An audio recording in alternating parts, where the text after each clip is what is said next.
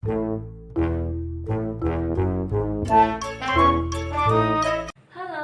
Assalamualaikum warahmatullahi wabarakatuh. Perkenalkan, nama saya Wikiati dari program studi akuntansi.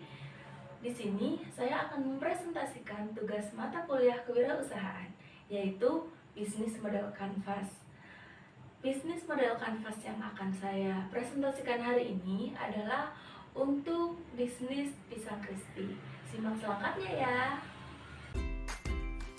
Apa itu BMC? Business Model Canvas adalah alat manajemen strategis yang dirancang untuk membantu organisasi untuk merancang, mendeskripsikan, dan menganalisis model bisnis mereka secara visual.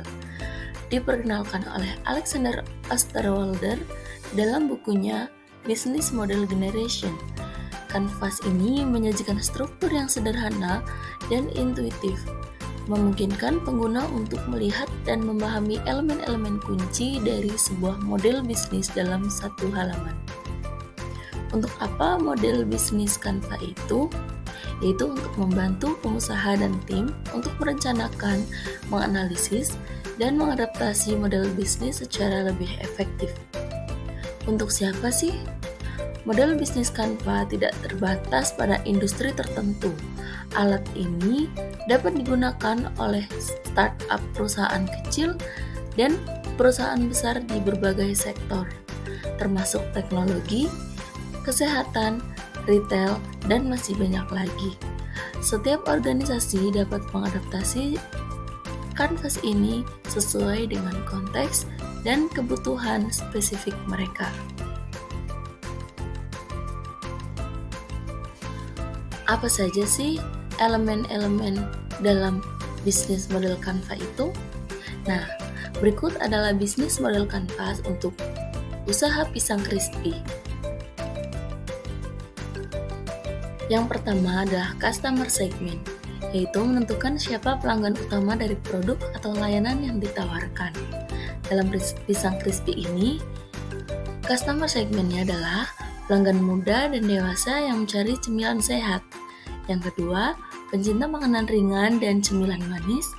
Dan yang ketiga, konsumen yang peduli dengan kesehatan dan gizi. Yang kedua adalah value propositions, yaitu menjelaskan nilai unik yang ditawarkan kepada pelanggan. Apa saja sih nilai-nilai yang ditawarkan kepada pelanggan dari pisang crispy ini? Yang pertama, cemilan pisang yang renyah dan enak. Yang kedua, menggunakan bahan alami tanpa pengawet tentunya. Yang ketiga, variasi rasa yang menarik seperti original, coklat, keju, dan lain sebagainya. Yang keempat, kemasannya juga menarik dan mudah dibawa. Yang ketiga adalah channels, mencakup cara-cara yang digunakan untuk menjangkau dan berinteraksi dengan pelanggan.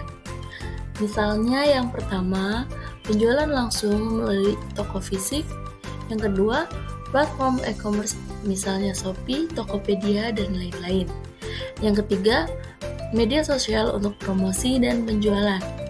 Yang keempat, acara bazar dan festival makanan. Yang keempat adalah customer relationship, yaitu menjelaskan tipe hubungan yang ingin dibangun dengan pelanggan. Yang pertama, interaksi aktif di media sosial. Yang kedua, program loyalitas untuk pelanggan tetap. Yang ketiga, feedback pelanggan untuk meningkatkan produk. Yang kelima adalah revenue streams, yaitu menunjukkan bagaimana bisnis dapat menghasilkan uang. Yang pertama, penjualan langsung produk pisang crispy, penjualan paket atau bundle. Yang ketiga, kemitraan dengan toko atau kafe untuk distribusi. Yang keenam adalah key research, merupakan aset penting yang diperlukan untuk menjalankan model bisnis termasuk fisik, manusia, intelektual, dan keuangan. Yang pertama, bahan baku pisang dan bumbu. Yang kedua, peralatan untuk memproduksi seperti fryer, pengemas, dan lain-lain. Yang ketiga, tim pemasaran dan penjualan. Yang ketujuh, key activities. Aktivitas yang harus dilakukan untuk menciptakan dan memberikan proposisi nilai seperti produksi, pemecahan masalah, atau pemasaran. Yang pertama, harus memproduksi pisang crispy. Yang kedua, tentu saja melakukan pemasaran dan promosi. Dan yang ketiga adalah bagaimana cara mendistribusi dan menjual. Yang kedelapan adalah key partnership. Mengidentifikasi mitra penting yang membantu dalam menjalankan bisnis seperti pemasok, aliansi strategis, atau asosiasi. Tentu saja yang pertama adalah pemasok bahan baku seperti pisang dan bumbu-bumbu yang diperlukan. Yang kedua, mitra distribusi seperti toko, baik offline maupun e-commerce. Yang ketiga, influencer untuk promosi produk, misalnya seperti promosi melalui Instagram, maksudnya selebgram atau influencer-influencer yang lainnya. Yang terakhir adalah cost structure, yaitu menunjukkan biaya yang dikeluarkan untuk menjalankan bisnis, termasuk biaya tetap dan variabel yang terkait dengan sumber daya dan aktivitas kunci.